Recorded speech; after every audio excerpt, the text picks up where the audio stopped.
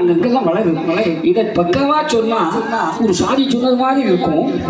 நீங்க அதுல ஐயா சாணம் இருக்கிற நாடகம் இருக்காரு சான்றோர் இந்த சான்றோரை போடுங்க, அது நல்லா இருக்கு. ஏன்னா சொன்னது சிவன்.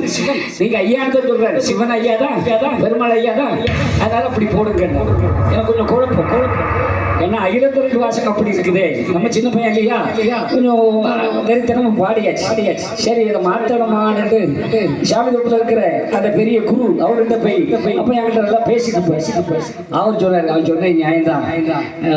நம்ம இதுல அறிந்து பல சாதி முதல் அன்பது ஏட்டில் அப்படி இருக்கு, தப்பு இல்லை. அது பாராயணத்துல சொல்லுவோம். ஆனா பாட்டுங்கிறது அப்படி இல்லை. பல ஊருக்கும் பல ஜாதி மக்கள் மத்தியில கேட்கறது. அதுல ஜனான்னு சொல்லும்போது அடிச்சு சொன்ன மாதிரி இருக்கும்.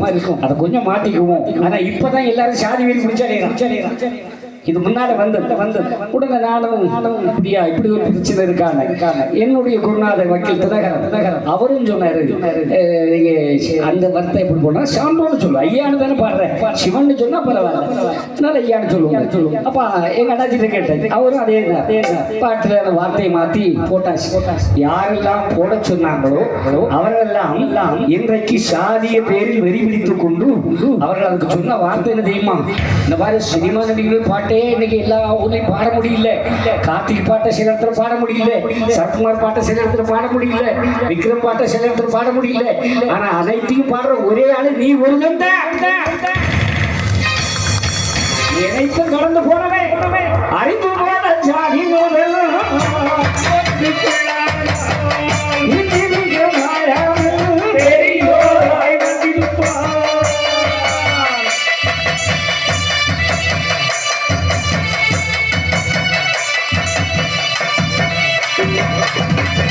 சொன்னாலே இன்னைக்கு இந்த பாட்டு எந்த சாதிக்குள்ளும் கிடையாது, எல்லா ஜாதி மக்களும் போறது, எல்லா ஜாதி மக்களும் பாடுறாங்க இல்லையாம்மா? இப்ப எங்க ஊர்ல 2-3 பேர் கிளம்பி இருக்காங்க. அகில திரட்டை சிவச்சந்திரன் கெடுத்து விட்டான். சாணான்னு சொல்றேன்.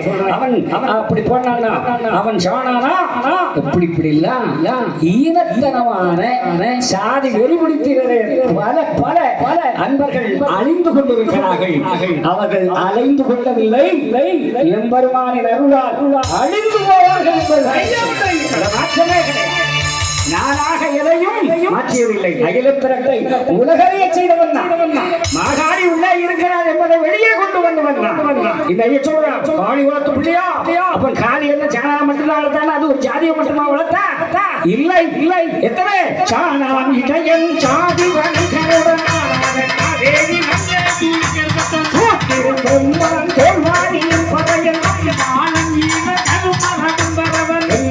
சூராணி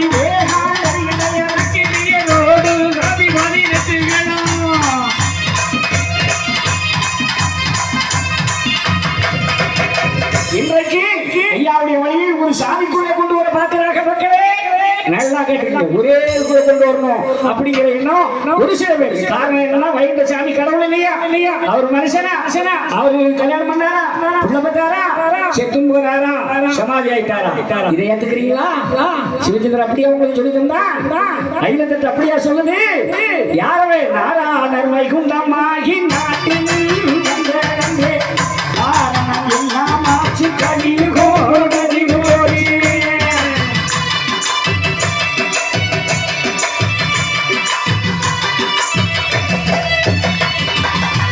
பூரண வேதமும் புராணமும் ஆகமும் சாரமும் வெட்டு போச்சு சன்னாசியும் வைகுண்டமாச்சி.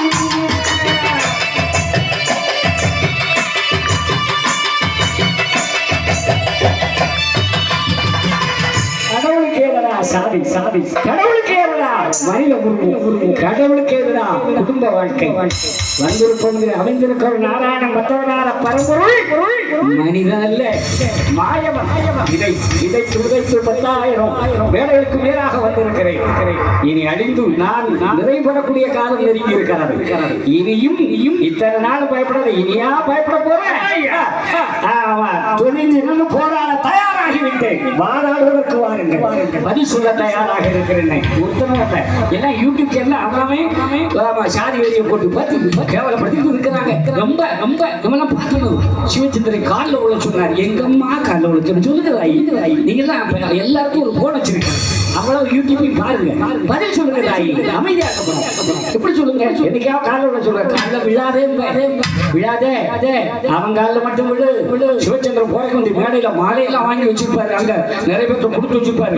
உள்ள கட்சிக்கு ஒழுங்கா பைசா கிடைக்க மாட்டேன். அவ்வளவு பங்கு வச்சு கொடுத்துட்டு போகும்போது கடைசியில் நம்ம பட்டினி கிடந்து பாச்சனை செய்வோம் கண்ணன் ஆனா இருக்கா காட்டு பாருங்க. அதுக்காக அல்ல, இன்னும் வாழ்க்கை பாட்டோட பழப்பும் நடக்குது, அவ்வளவுதான். அதெல்லாம் மாற்றம் கிடையாது. ஆமா மாலை வாங்கி போட்டிருக்கிறான். அவன் முன்னார்களை எல்லாம் காலிங்களை வைப்பேன் என்று சொல்லிவிட்டான். நாக்கு அழுகி போகும்டா, சாபம் போடப்படாது. ஆனா போன்ற கோண சாபம் போட்டா ஒரு நேரம் கலிநீசனுக்கு. அதைத்தான் சிவச்சந்திரன் சொல்றேன். அறியாம தெரியாம இதுதான் மக்களை திசை திருப்பதற்காக சாரல்களை வைத்துக் கொண்டு கள்ளத்தனமா பொய்யை குழப்பிக் கொண்டிருந்தார். அந்த பூவண்ட நாளனுடைய சக்கராயத்துக்கு இறையாமா கிடையாது.